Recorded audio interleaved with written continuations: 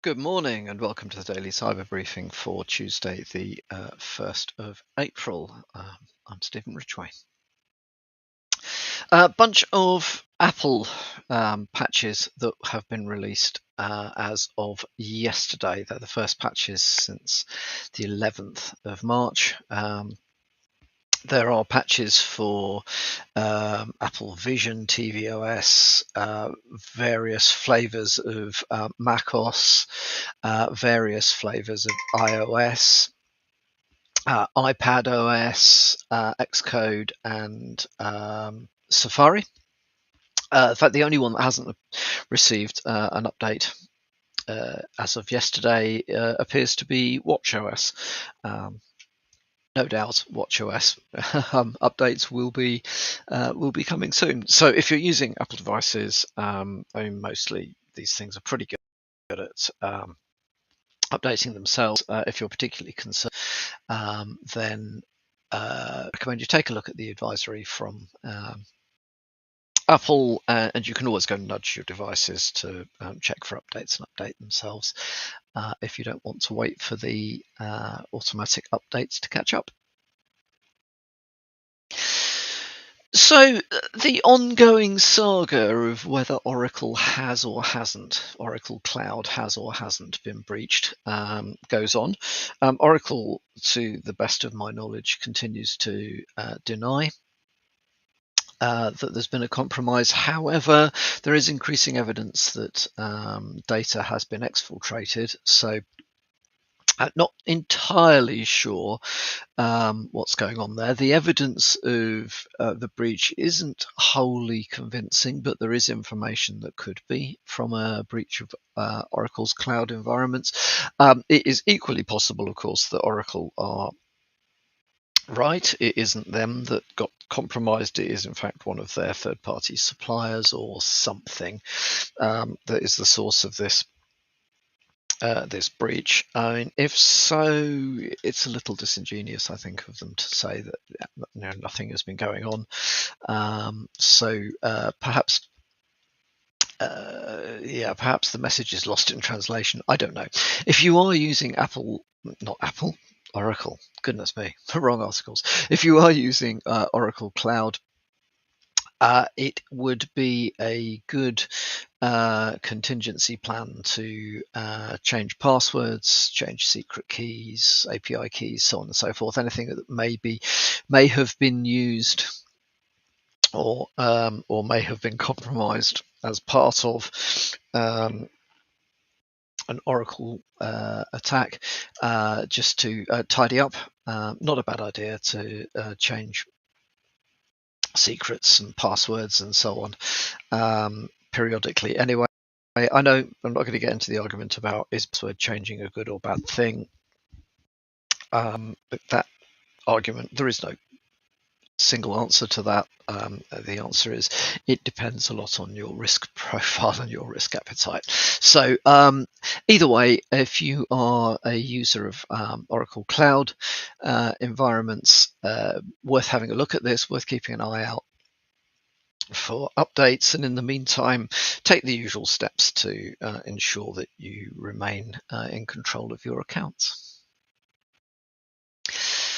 Now, on other matters, there is a very good write-up in Dark Reading that I came across this morning that talks about some of the evasion techniques that an updated, well, newish piece of malware known as Coffeeloader uses. So why am I bringing this to your attention? Well, if you're working on the defensive side of things, as I do and we do at TSC, we want to remain aware of the techniques that may be used that avoid detection. Stealth is increasingly important from an attacker's perspective. However, in order to know what to look for, you need to know what techniques are being used um, in order to try and evade standard things like EDR software. I mean, there is some quite clever stuff here in this particular. This is definitely worth a read if you are curious about how these how pieces of malware can avoid EDR. There's a couple of features that I thought were rather ingenious here. One is to use sleep threads. So effectively, the malware is encrypted in memory until is actually being run. When it's being run, of course, it's decrypted, decoded, and run. That's fine. But then it can go back to being in a sleep state, which is effectively encrypted. Now, of course, depending on how it's encrypted, of course, assuming that it's being encrypted with something other than trivial algorithms, it is quite difficult for EDR to spot what it is because it's encrypted in memory. So memory scanning, that's aiming at evading memory scanning techniques. And another one which I really rather like is to use stack spoofing capabilities. So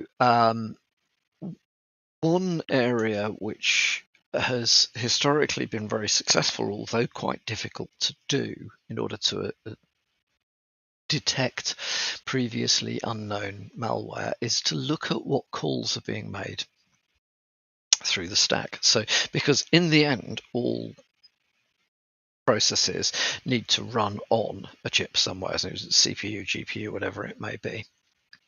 So if you understand what calls are being made, you can then understand what is being asked of the computer itself, or asked of the processor.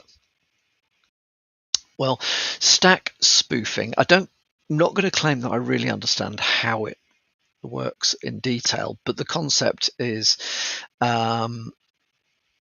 based around the fact that if you spoof the stack, you can run things through your spoofed stack, I guess, without that necessarily being identifiable on through the normal ways of tracking what the CPU is doing, so or the GPU or whatever it may be. So it's a very interesting article. It's definitely something that I would say, keep an eye, read up on this, just to be aware of the sorts of stuff that may be going on.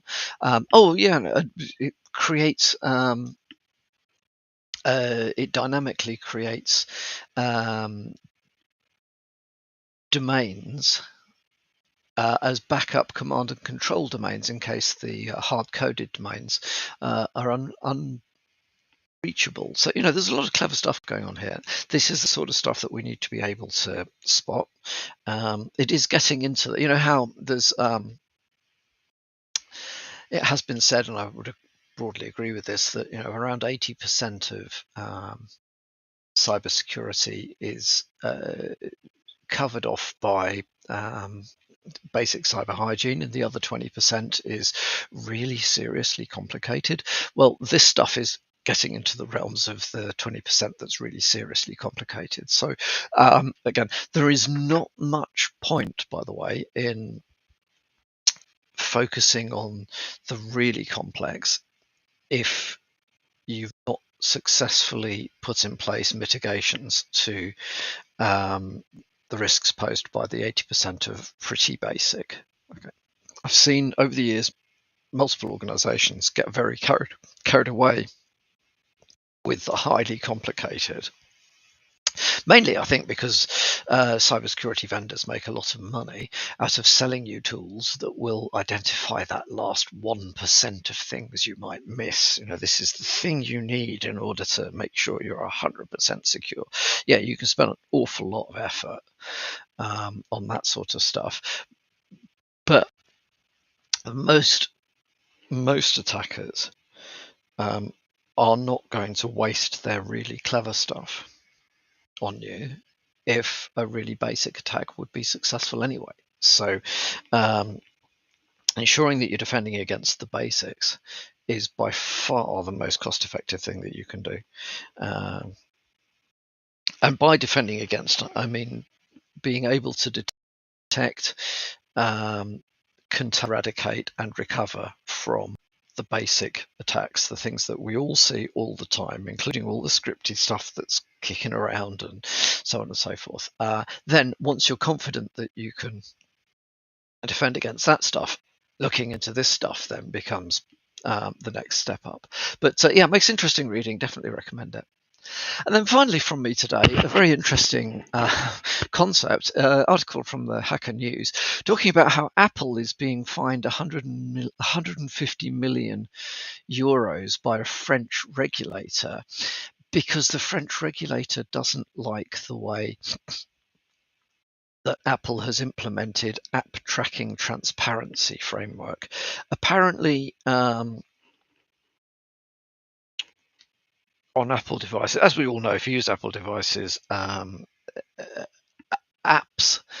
have to ask permission to track you through the device. There is a tracking token.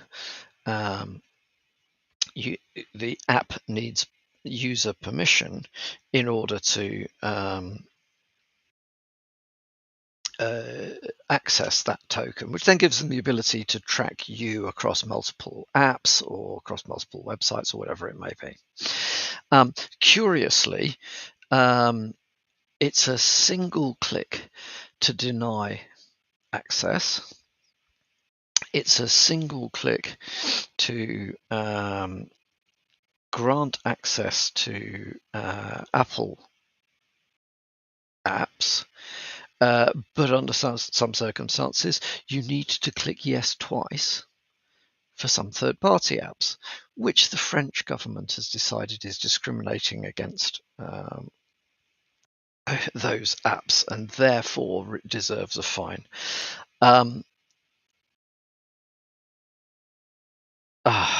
Where does one begin?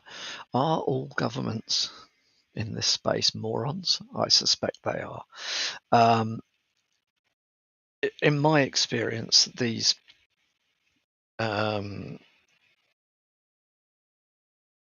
application tracking pop-ups are not irritating. They're only asked when unless you specifically go back in and reset it. You're only asked for permission once when you've installed a new app and it's doing things for the first time. Clicking yes twice because there are a couple of ways in which the app may be trying to track you is not offensive. I genuinely believe this is much more to do with a bankrupt government attempting to fleece innovative technology companies for money because they feel like they are entitled to. Yeah, any thoughts? Interested to hear. Okay, that's all from me for today. I hope you have a good Tuesday.